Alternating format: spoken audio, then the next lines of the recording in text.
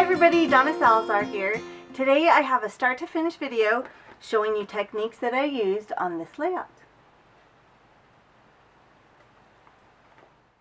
I pulled out some oldies but goodies for this. These are the Paintables. These are one of my most favorite things that I used when I was with Prima. And some Twinkling H2Os. I've been collecting these for about 10 years or so. I absolutely love them, and obviously I have a lot of them. So I started by cutting out the paintable to the design, and then I used some paper crafter crayons from Faber Castello, and I'm just using the white one to kind of fill in the area that I don't want to be painted. So I want it to stay white in that area, and then it'll stay white because of the wax. I then just painted the center. I didn't go all the way to the middle because the photo is going to go in the middle of that frame. And then I added some more of the Twinkling H2Os to some of the design on the outside edge. And this has such a loose design that you can choose whatever you want to paint in. You don't have to follow any type of, you could just actually paint the whole thing over. You don't have to do any kind of detail. But I wanted to show a little bit of the detail that's in the background of that paper. And you don't have to be very careful around the edges or the spots where you have the white crayon filling in, because it should resist the watercolor paint.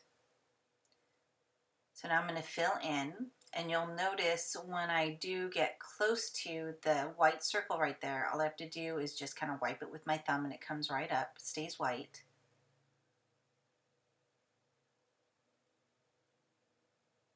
And then I'm going to add blue to this as well.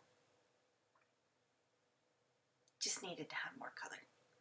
And then I'm going to add a lot more color in just a second.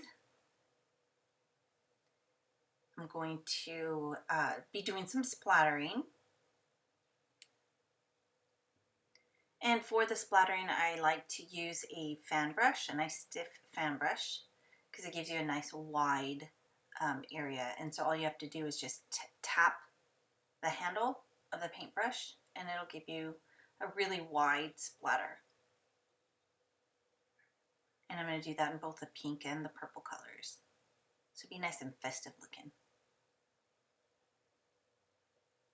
And then I just go back over it with a baby wipe, just cleaning off the areas that I want to stay white. And then I'm rubbing out the center where I'm going to be adding the photo. And then to do the whole thing, all I have to do is just put something down on top of it and just kind of dab it. And then I dried it. This is a fun little tip. I don't know if people use this. I thought that it was something worth sharing, because sometimes the simplest things are very helpful. Just put a ruler down to get a straight line when you are going to be tearing something.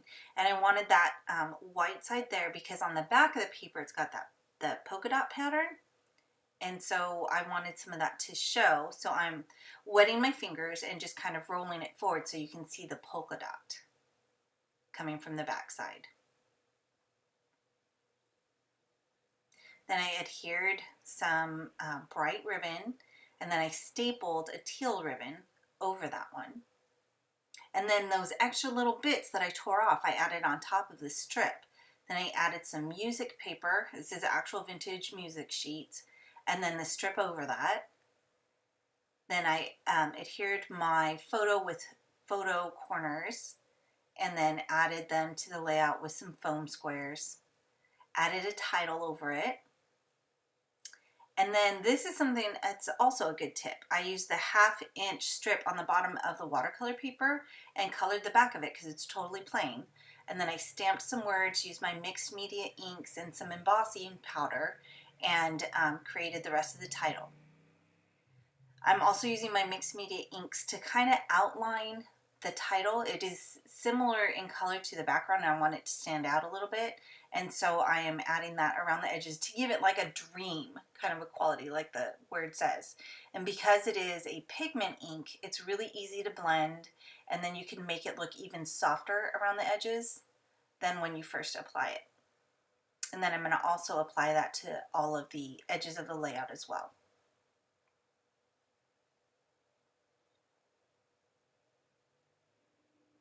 And then I am blending it with a baby wipe.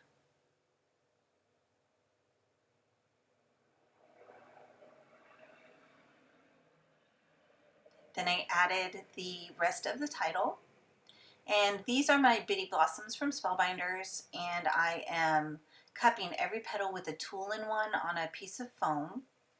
And I have one of each size in this set, and it's just die cut out of craft paper, craft cardstock really. And then for the smallest bitty blossom, you should use the smallest embossing attachment so that you can really cut those petals down. I adhered that last petal to the outside edge of a stamen and then just wrapped it around, added some adhesive. I'm adding adhesive to the next flower and then just continuing to wrap that around the first.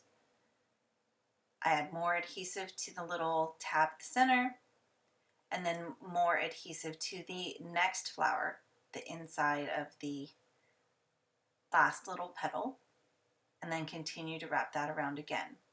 These are really, really easy flowers to make. Then I just add some adhesive to the center tab, and then I'm using the tool-in-one again to just curl the petals outward a little bit.